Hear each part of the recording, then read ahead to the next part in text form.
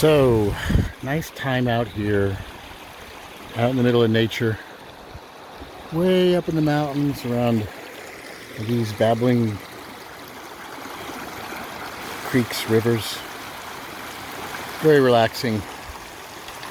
Sometimes it's good to get back to nature, recharge your batteries.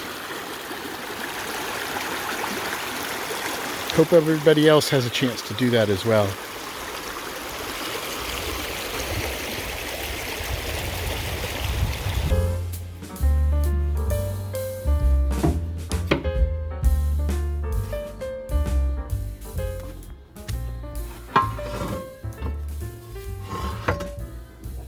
Ooh. Chicago Foundry cast iron, $20. But look,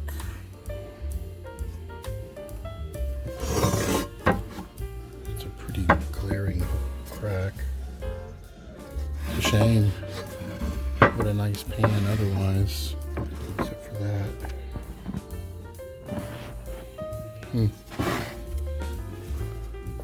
A VSR. Not a BSR, but a VSR.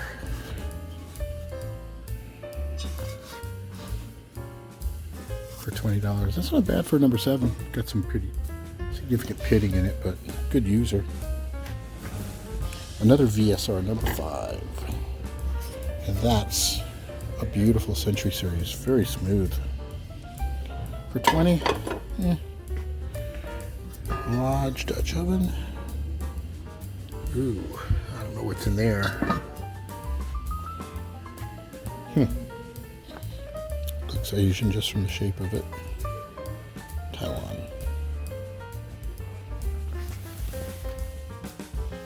$55.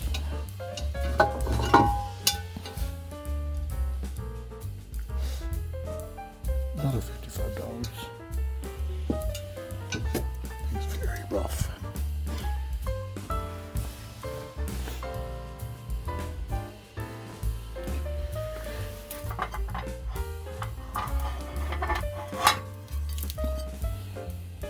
Watch for $17.50.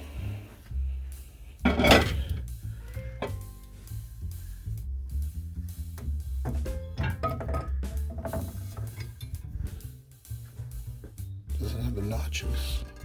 What is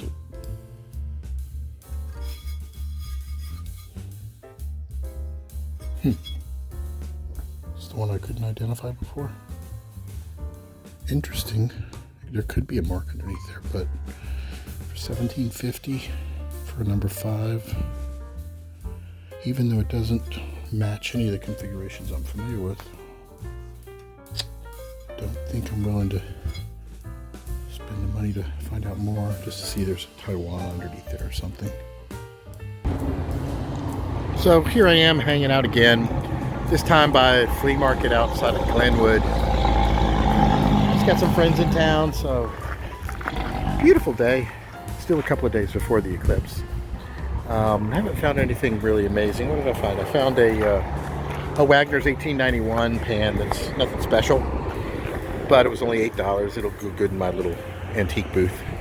I was on Facebook Marketplace and I found 3 Wagner pans for $30 I think, but they were all the way up in Little Rock, and there's nothing special about them except one of them was a number 4 with a heat ring. It didn't say number 4, but it had the catalog number 1054, which I believe is a number 4. 1053 is a number 3. 1055 is a number 5.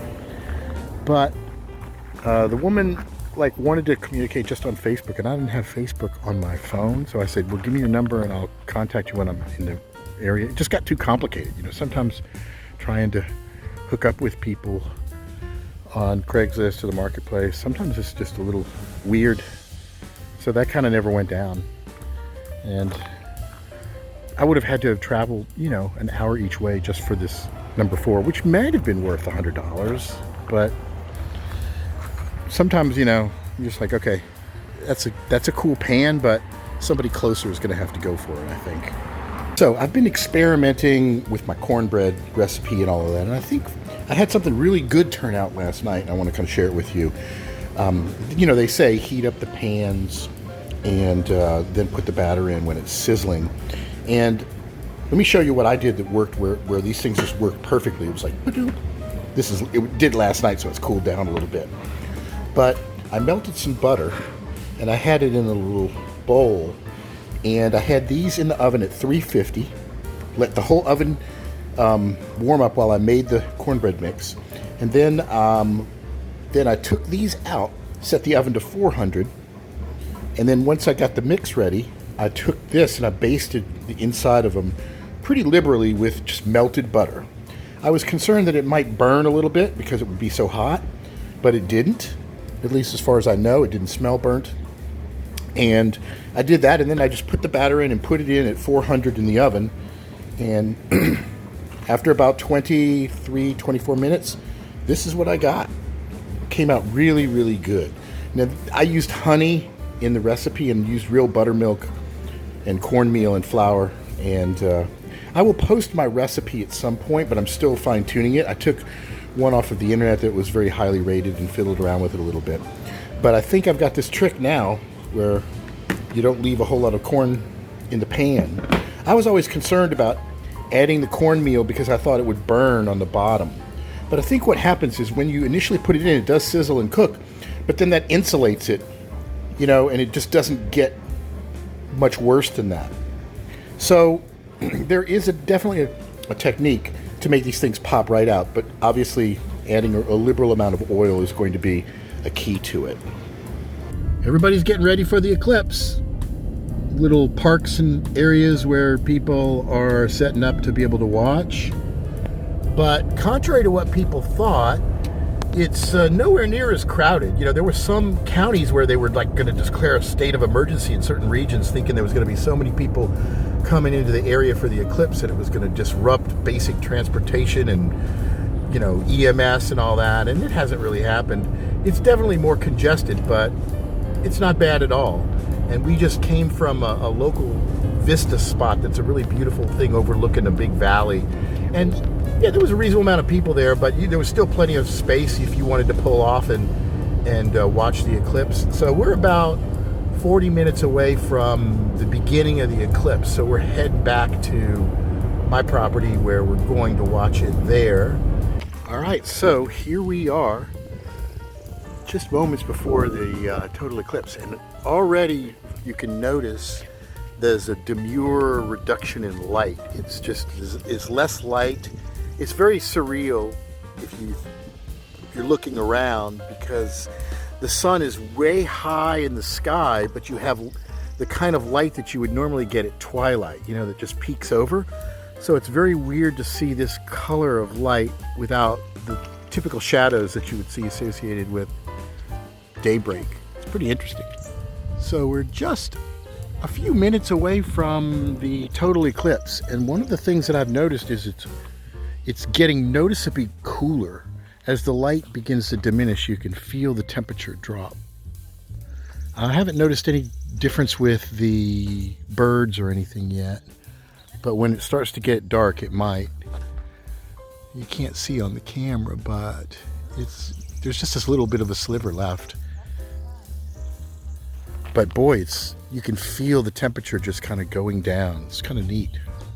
So we're almost at total eclipse. It's hard to tell, but it's so spooky out here, the way the light's diminishing. And I've got my drone going, and it's at about 300 feet. So this is what it looks like way up above.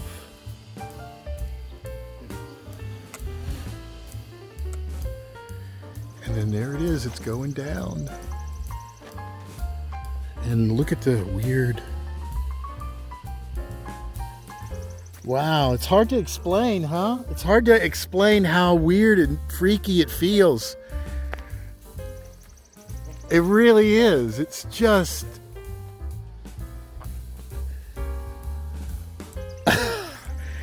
It's like the whole world is just starting to kind of fade away.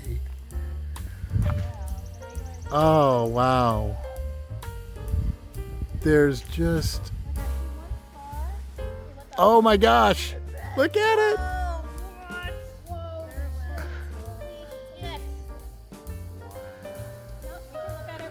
Yeah. Yeah, there's no... So there it is. Let's see if I can zoom in on it. Is that a star to the right? Yeah, you can see the stars now.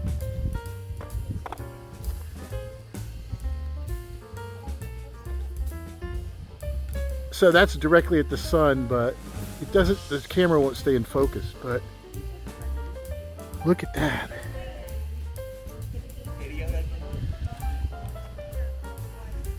Wow. So just in that short space of time,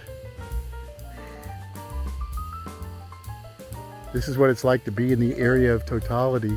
And there's stars, you can see the stars.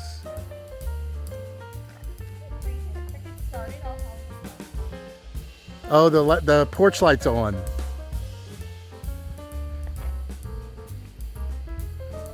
Oh, look, there's the stars coming up.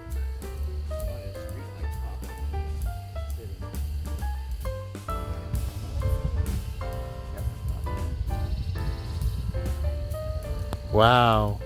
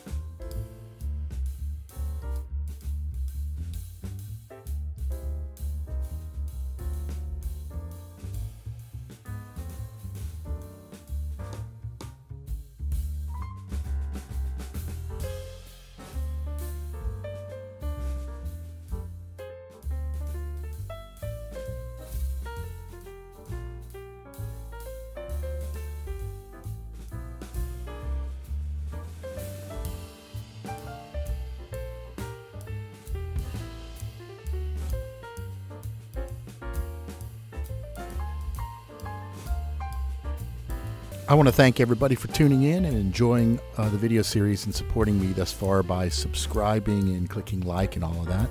And if you want to catch me on TikTok, sometimes I have previews of what I'm working on that I haven't published lately. That's at TikTok/@WisdomStudio. And if you're on Facebook, look up the group Vintage Cast Iron Hunting, Restoration, Identification, and Sales. And until next time,